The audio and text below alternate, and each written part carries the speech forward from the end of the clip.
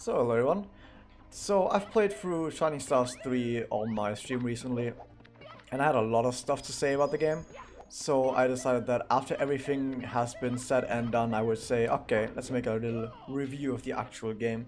So I've completed it with like 95% completion or whatever. You beat the final boss, seen the ending. Not the entire ending, because for some reason I can't actually see the ending because I don't know, maybe it's because I'm on an old Project 64 version, but if I collect the final star, the game crashes. Pretty good. Anyway, what to say about the game? So the game itself, it has actually a really good core. The assets that are being used, the textures that are being used, the ideas that are being thrown around, all of those things are actually really good in this game. Actually really good, I'd have to say. It feels nice playing the game for the most part. Like just running around and being like, oh, looking at the level, looking at the all the stuff presented to you, listening to the music as well. Really nice music choice in there. Here and there's a few, very few music choices that are really odd, and I have no idea what those are doing in there. They actually sound really bad, but at least there's only a few of them. For the most part, it's alright. The difficulty curve is also pretty alright. The first 1 or 2 levels, or 3 levels even, they're fairly alright. You don't really, you're not gonna die very often in these stages. Like this is the very first stage, and you're not gonna die too often in here unless you're simply trying to BLJ of the water orb. What? I like that the game sort of tried to have a story, but at the same time, if this story was written by Pyrodie, I can just say that he's not the best writer, or he wasn't even trying to write anything like professional, not even professional, but anything that isn't terrible. But it's okay, maybe it's supposed to be terrible. It's sort of like tongue-in-cheek, like lol story thing, but I don't know. I don't know, I can't really say too much about that. Anyway, I at least like that I tried to have some flavor to it, some lore as well, as you could call it, some of those things. I like that I tried to do that. Yeah, that's it for the most part when it comes to lore story. There's not too much to say about that. There's only like a little bit of that in here.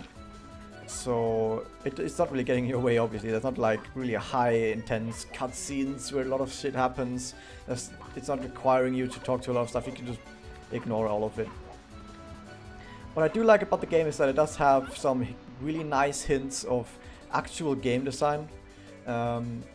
Let me get my camera working. Oh my god, there we go. So for example, you have this little green block right here that you might see coming up here.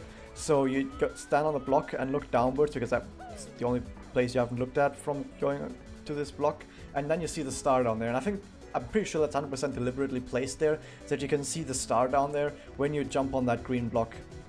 The like disappearing platform. That's really nice. It does have stuff like that in other places as well, where you can see, okay, there's game design going on. He has ideas about what he wants to do with the level. He wants to make sure that you actually get to see everything in the level, and that you don't run around too long trying to figure out where to go. So there is stuff like that throughout the game. When it's used correctly, it's done really well. However, there's also other places where it's a complete and total disaster of a mess. All I have to say is the hotel level, which you start playing the hotel level, and then an hour later, you're sobbing in your room, not understanding what anything is anymore. Like, that level was a complete and total disaster, actually. It looked nice, certainly looked nice. I like the idea of behind a hotel level. I mean, the hotel level in Sunshine worked really well, but here it's just a complete and total mess, and I still haven't actually beaten that level completely, but I've played it for like over an hour, which is ridiculous. Can't find the 5th star or the 6th star, by the way. So that's a thing. I think in general, if I want to give my general opinion of this game, I don't want to make this video too long, but to give my general opinion of this game, there's a lot of cool stuff in the core. The basis is really nice. The basics are all there, it's all done really well. Like I said at the beginning of this, the execution in most cases is alright, but the thing is, it fluctuates a bit between being alright and being somewhat mediocre. Like there's something that I noted during my playthrough is that there were a ton of places where you just walk up a hill and there's nothing there for some reason. Like there's a bunch of a bit of empty areas in this game, though at least the levels aren't super big, so the empty areas, you don't really notice them too much, but they are there, and it does feel a bit awkward at times. Like for example, you see this right here, where it's just a little bit of a hill next to a mountain, like this mountain cliffside or whatever that I'm walking up right here. You'll see this a lot. You see this a lot. Instead of actually putting in any sort of any sort of platforming to get up to places like this, or changing the level design in some other way, he very often resorts to just having it, okay, it's just a fucking ramp, walk up the ramp. And if you count the ramps in this game, you'll notice that there's a ton of fucking ramps in this game, or like a ton of cliff sides in this game where you walk up ramps, which is a bit odd, I have to say. This level doesn't show it too much, but once again, you walk up a cliffside and I was like, okay. This right here is not too bad, but there will be other levels where you have a ramp like this, where you walk up and then let's say right here, there would be absolutely nothing. Just 5 coins and okay, now there's nothing here. But these hiccups, are only happening in a very few cases. Like I said, for the most part, it's somewhere between alright and mediocre, but there's all these weird hiccups in there, which is a bit odd. And there are also some excellent places strewn throughout the game as well. Also like more gameplay-wise. Design-wise, more like visual design-wise, a lot of levels look alright. Though once again, there could be more interesting landmarks. Like I'm missing in a lot of these games, in a lot of these levels, I'm missing the interesting landmarks, which I thought could have helped out a lot. Just have some landmarks. There's a lot of places in this game that feels just like an assortment of blocks. This is not really that nice in my opinion.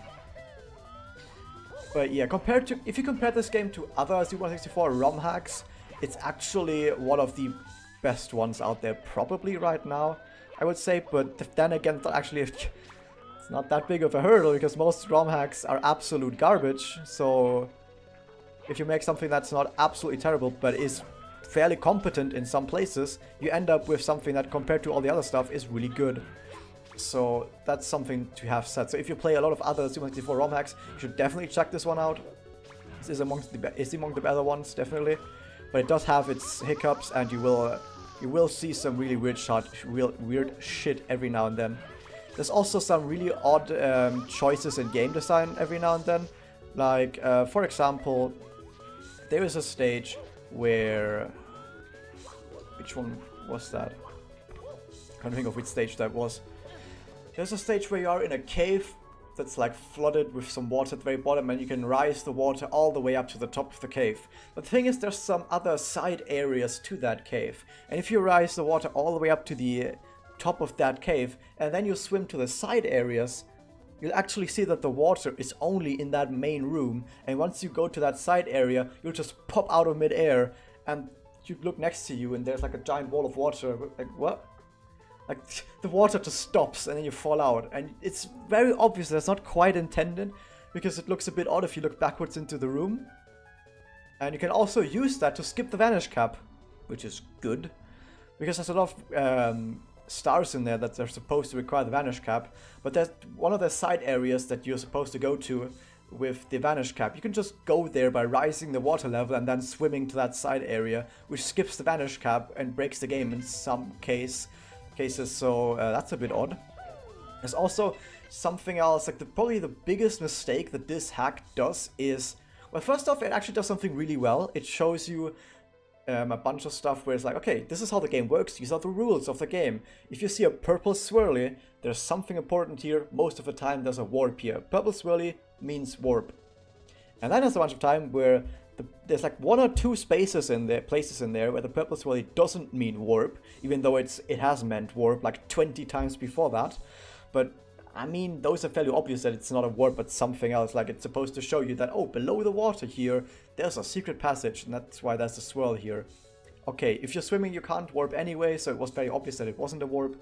So yeah, kind of okay. But then there's other places where it's required to hit a warp to continue the water and ice temple, which there's a really weird spot at the very end of that thing that got me stuck for like half an hour because I couldn't figure out what the fuck they actually wanted me to do.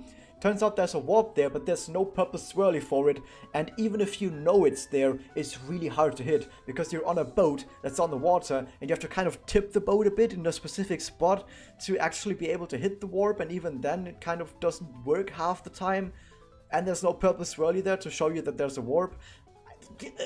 What? Why? Like, that's something that not even terrible ROM hacks do. Like, terrible ROM hacks are usually way too big levels with nothing important in them, but at least you don't get fucked over by the rules of the game. That's something that this hack does in like a handful of spaces. Not that often.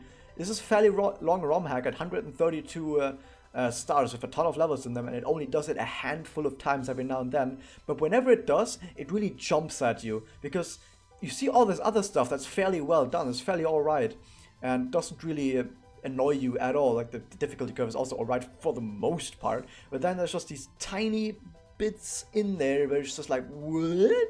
Why? Why are you randomly changing the rules of the ROM hack? I think it does that at another place as well, where there's a wall that has a specific texture and you can't go through it even with vanish cap. And then there's exactly the same wall with exactly the same texture in another spot where you also get the vanish cap, but then you can go through it with no indication whatsoever. Like, it just randomly changes the rules on you, and you just get stuck wondering what you're supposed to do for like 10 minutes because you think that the rules apply, but they don't. But I've rambled on this for like quite a while now, but it doesn't actually happen that long, that often. It only happens, like I said, a handful of times. So in total, like, overall, it's not that bad. And like I said, or not like I said, but you can potentially not even run into these if you just try everything out and assume the game doesn't really follow these rules all the time. Like, if you do that, then it can be a lot easier to not get stuck in these places. Like, assume that even if there isn't a purple swirly there could be a warp, or assume that, oh, if this wall has the same texture as another wall that I couldn't go through with vanish cap, then maybe I can still go through it with vanish cap, because why not? That's a bit awkward, but yeah. Also, something else to notice, the difficulty curve. It does start out really nicely, like fairly easy. Also to note is that the difficulty is a 1 out of 5 on SM64 hacks, which in my opinion means easier than Super Mario 64, because if you have a scale where 1 is already harder than Super Mario 64, then what is that scale even for? It would be nice to compare to something. So in my opinion, like a 2 or a 2.5 would be where Super Mario 64 is. Anything easier than that is like a 1 or a low 2, and anything harder than that is like a 3, 4, 5, something like that. And it's like I said, 1.5, but doesn't feel like that in some places. It feels like that at the very start of the game. Like, the start of the game, like I said, that's about a 1.5. And then it gets progressionally a bit harder, goes into those 2 out of 5 regions, and you're like, okay, I guess I can still see this as a 1 out of 5, because it starts out easy, gets you acclimated to the game, makes sure that you understand what's going on, and then it just gets progressively a bit harder. That's totally fine. That's totally fine. What's not fine is that even within those easy levels, there's random difficulty spikes for no reason. It's just like, okay, if you got all this easy stuff, and now here's one jump where, like, all these other jumps you've done so far, you're above ground, you're above maybe lava or ice, whatever, it doesn't matter. You take damage, you can get it back on land, not too punishing. Or you fall down, it's okay, you can save yourself, jump back up again. And then there's randomly, in the middle of that, like halfway through a stage or something, after you've already played through a bit, there will be a jump where you have to do an angled wall hop around a corner over the void, and it's required to do that. Why? Or here's where you have to hit a button, jump over 2 blocks that are a long jump distance apart from each other, that are all like just half a square meter thick, like just big enough to stand on Mario, not even long enough to do a triple jump, just barely shorter than a triple jump length, and jump over 2 of those with long jump distance where you cannot grab onto the side of those over the void while a timer is ticking down, and you have to make it back over the boxes as well before the timer runs out. Stuff like that. What? Why is the random difficulty spikes in there? There's also an entire stage that is a difficulty spikes randomly in between stages that are actually fairly easy. Like, there's a few stages that are later in the game, they're not that bad, they're fairly easy. And then randomly, bam, the cloud stage, the heaven stage. What the fuck is that? Where you do triple jumps on platforms that go up and down next to another platform that has a thwomp on it that blocks you from jumping when it's down, and it blocks you from jumping when it's up. Okay, whatever. I've rambled way too much about this. I'm making it seem worse than it is. It's just that when stuff is really good, I can just say, oh, this is good. This idea is really good. And that's idea is really good. But when something is bad, I go, oh, this is really bad, and let me tell you why. And it's like 10-minute long ramble. So that's usually what happens there. But even though I've rambled so much, overall, this is a really good game. Like I said, one of the better ROM hacks out there. Definitely check this out if you like ROM hacks. And you'll probably have a good time. Just be advised that sometimes you might find stuff that might annoy you more or less. You know? Like, that's what I would say about this hack. But if you can look past that, this is definitely one of the best hacks out there. I'm actually terrible at BLJing. I've never BLJed correctly in my entire life. It's okay. Whee! Okay, that was that. So that's it for the most part. Verdict is, like I said, if you like SM64 hacks, check it out. Even if you don't like SM64 hacks, but you at least like SM64, like the normal game, then still check it out because it's still pretty good. But yeah, that was that. So much rambling. Whatever. Hope you guys enjoyed it. I'm gonna play more ROM hacks on my stream next time. But I'm done with this one for now. I don't know what I'll play next. We'll see. But yeah, that was that. Hope you guys enjoyed it. See you guys next time.